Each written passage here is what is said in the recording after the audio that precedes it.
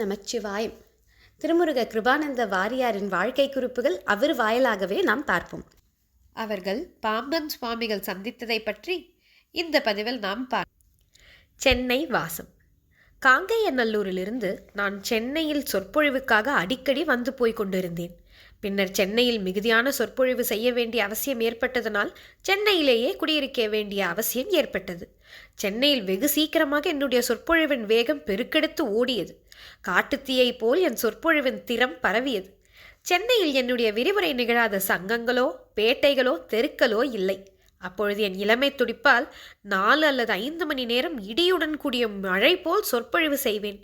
சென்னை சிந்தாதிரிப்பேட்டையில் சூரில் கிரியில் கதிர்வேல் எரிந்தவன் தொண்டர் குழாம் என்ற ஒரு சங்கம் நிறுவப்பெற்றது. அந்த சங்கத்தின் சார்பில் சிந்தாதிரிப்பேட்டையில் நுழைவு கட்டணத்துடன் மாதந்தோறும் கடைசி சனி ஞாயிறுகளில் திருப்புகழ் தத்துவார்த்த பிரசங்கம் செய்து வந்தேன். பாம்பன் சுவாமிகளுடைய சீடர் அத்தியாசிரம பாலசுந்தர சுவாமிகள் உடைய தலைமையில் அச்சங்கம் நடைபெற்றது. அதன் நிறைவு விழாவின் போது மதுரையில் இருந்து திருப்புகழ் சுவாமிகள் வந்து ஆசி உரை வழங்கினார். அப்பொழுது பொன்னாலாகிய கௌரி சங்கர் ருத்ராட்ச கண்டிகையும் யாலிமுக தோடாவும் தங்க டாலரும் பரிசுகளாக எனக்கு வழங்கினார்கள். பாம்பன் சுவாமிகள் சந்திப்பு. தென்மடம் வரதாச்சாரியாரிடம் நான் வீணை பயின்று கொண்டிருந்த பொழுது மாலை அனுஷ்டானம் செய்யும் பொருட்டு காவாந்தண்டலம் அன்பர்களுடைய இல்லத்திற்கு சென்றிருந்தேன். அனுஷ்டானம் முடித்து கொண்டேன். பாம்பன் சுவாமிகளின் அருளுக்கு மிகவும் உரிய அந்த வீட்டு அம்மையார் என்னை பார்த்து, இங்கு ஒரு மகான் இருக்கிறார், நாங்கள் அவரை தரிசிக்கப் போகிறோம், நீங்களும் வாருங்கள் என்று என்னை அழைத்தார்கள். என்னுடைய பண்டை தவத்தினால் நான் அவர்களுடையே சென்றேன். நம்புளையர் தெருவில் மேல் மாடியில் ஒரு கீற்று கொட்டகையில் பரமஞான தபோநிதியாக பாம்பன் சுவாமிகள் ஒரு கட்டிலில் வீற்றிருந்தார்கள். நெற்றியில் திருவெண்ணீரும் கழுத்தில் ருத்ராட்ச கண்டிகையும் கண்களில் ஞான ஒளியும் முகத்தில் திருவருள் விலாசமும் விளங்க அந்த மகான் இருந்த காட்சி கைலைமலை சாரலில் உபமன்யு முனிவர் இருந்தது போல் எனக்கு காட்சியளித்தது. அவர்கள் முருகப்பெருமானை கனவிலும் நனவிலும் தரிசித்தவர்கள். பாம்பன் சுவாமிகளை யாரும் எளிதாக தரிசிக்க முடியாது. அவர் பலகாலம் மாடிப்படியை இடித்துவிட்டு மாடியிலேயே யாருடைய தொடர்பும் இன்றி தவநெறியில் நின்றார்கள். நான் சுவாமிகளை சந்தித்த பொழுது சுவாமிகள் அசோக சாலவாசம் என்ற நூலை அரங்கேற்றம் செய்து கொண்டிருந்தார்கள். அங்கு பெரும் புலவர்களாக 20 அல்லது 25 பேர் அமர்ந்திருந்தார்கள். அசோகன் வாழ்ந்த ஊரிலே தீமையே இல்லாமல் போய்விட்டது என்று பொருள்படும் ஒரு கவியை கூறி அதற்கு விளக்கம் செய்து கொண்டிருந்தார்கள். அக்காலத்தில் சென்னையில் பெரிய விரிவுரையாளராகிய விளங்கிய ராஜா தங்கவேல் பிள்ளை எதிரில் பயபக்தியுடன் இருந்து கைகட்டி வாய்ப்பொத்தி தலையசைத்து கேட்டுக்கொண்டிருந்தார். சுவாமிகள் அவரை பார்த்து, ஏய் தங்கவேல், அந்த ஊரில் தீமையே இல்லாமல் போய்விட்டது என்றனே, கவனித்து கேட்கின்றாயா என்று கேட்டார். அவர் ஆம் சுவாமி, கேட்கின்றேன் என்றார். சுவாமிகள், சைவ சித்தாந்தத்தில் சர்க்காரியவாதம் உனக்கு தெரியுமா என்று கேட்டார். ஆம் சுவாமி, தெரியும் என்றார். சர்க்காரியவாதம் என்பது இல்லது தோன்றாது உள்ளது சிதையாது என்பதாகும். எனவே நீ தீமை என்பது எப்படி இல்லாமல் போகும் என்று அவரை மடக்கி கேட்டார். தங்கவேல் பிள்ளை மிரள மிரள விழித்தார்.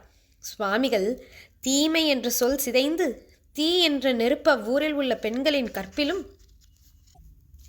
மை பெண்களின் விழியிலும் சென்றுவிட்டது, அதனால் தீமை இல்லாமற் போய்விட்டது, எப்படி இந்த கருத்து என்று சொன்னார். இவ்வாறு சுவாமிகள் 2 மணி நேரம் ஞானமயமாக தேனமுதம் போல் உரை நிகழ்த்தினார். அப்பொழுது எனக்கு அவருடைய பெருமை முழுவதும் தெரியாது. தெரிந்திருந்தால் அவருடைய திருவடியை பற்றி கொண்டு அவரது அனுபவ ஞானத்தை பெற்றிருப்பேன். எனக்கு சாஸ்திரத்தில் நிச்சய புத்தியும் இதுதான் உண்மை பொருள் என்ற திண்மை நலமும் அவர் நூல்களை படித்ததனால் உண்டாயின. அவருடைய நூல்கள் 6 காண்டங்களாகும். இதில் பரிபூர்ணானந்த போதம் என்ற நூல் 14 சித்தாந்த சாஸ்திர கருத்துக்களை தன்னகத்தே கொண்டு விளங்குகின்றது. தகராலய ரகசியம் என்ற நூல் அவருடைய அனுபவமாகிய தகர வித்தையை விளக்குவது. சுவாமிகள் என் கண்ணும் கருத்தும் நுழையாத நூல்களே இல்லை என்று கூறுவார்களாம். சாஸ்திர ஞானமும் அனுபவ ஞானமும் ஒருங்கே கைவரப்பெற்றவர். தவராஜ சிங்கமாக விளங்கியவர். கடும் துறவி.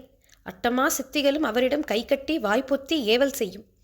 திருவிக்க அவர்களும் சச்சிதானந்தம் பிள்ளை அவர்களும் சுவாமிகளுடைய சீடர்கள் ஆவார்கள். சுவாமிகள் வேத சிவாகமத்தின் கரை கண்டவர்கள். 108 உபநிடங்களிலும் வல்லவர். அவர் எழுதிய உரை நூல்களை படிப்பார்க்கு இது விளங்கும். சுவாமிகள் திருவான்மியூரில் சமாதி கோயில் கொண்டார்கள். அவருடைய சமாதி கோயிலில் நிகழும் மயூரவாகன சேவன விழா என்ற விழாவிற்கும் அவருடைய குரு பூஜை விழாவிற்கும் தவறாமல் சென்று விரிவுரை செய்வேன். சிதம்பரத்து கண்மையில் உள்ள திருநாரையூருக்கு விரிவுரை செய்ய சென்றிருந்தேன். திருநாரையூர் திருமுறை கண்ட நம்பியாண்டார் நம்பியடிகள் அவதரித்த திருத்தலம். இங்கு பொல்லா பிள்ளையாருடைய திருக்கோயில் வரப்பிரசாதமானது. அங்கு அன்று விடுகின்ற வரையிலும் நடைபெறும் தேவார விழா நடந்து கொண்டிருந்தது. நான் சிறிது நேரம் தேவாரம் கேட்டுவிட்டு ஒரு அன்பர் திண்ணையில் படுத்து உறங்கினேன். விடியற் காலை 4 மணிக்கு நான் ஒரு வயல்வெளியில் சென்று கொண்டிருந்த பொழுது பாம்பன் சுவாமிகள் அங்கு வந்து எனக்கு சடக்கர மந்திரம் கனவில் உபதேசம் செய்தார்கள். இப்படி சுவாமிகள் கனவில் உபதேசித்த காரணத்தினால் சென்னையில் என் இல்லத்தில் பூஜை அறையில் நடுவில் முருகன் திருவுருவமும், ஒருபுறம் அருணகிரிநாதர் திருவுருவமும், மற்றொரு புறம் பாம்பன் சுவாமிகளின் திருவுருவமும் வைத்து இன்றும் வழிபடுகின்றேன். 20ஆம் நூற்றாண்டில் 2வது அருணகிரிநாதராக பாம்பன் சுவாமிகள் விளங்கினார். அவருடைய பெருமை இமயம் போல் உயர்ந்தது. சுவாமிகள் மகா சமாதி அடைவதற்கு முன் அவருடைய நெருங்கிய சீடர் திரு தி குப்புசாமி செட்டியாரை பார்த்து, குப்புசுவாமி, என்னை திருவான்மியூரில் சமாதி வைப்பாயாக, என்னுடைய ஆன்மா அங்கே 500 ஆண்டுகள் உலாவிக் கொண்டிருக்கும் என்று கூறினாராம். அன்பர்கள் சென்னைக்கு போகும்பொழுது திருவான்மியூருக்கு வடக்கே அமைந்துள்ள பாம்பன் சுவாமிகளின் சமாதி கோயிலை வழிபட்டு நல்ல கதி பெறுவார்களாக. நன்றி. நமச்சிவாயம்.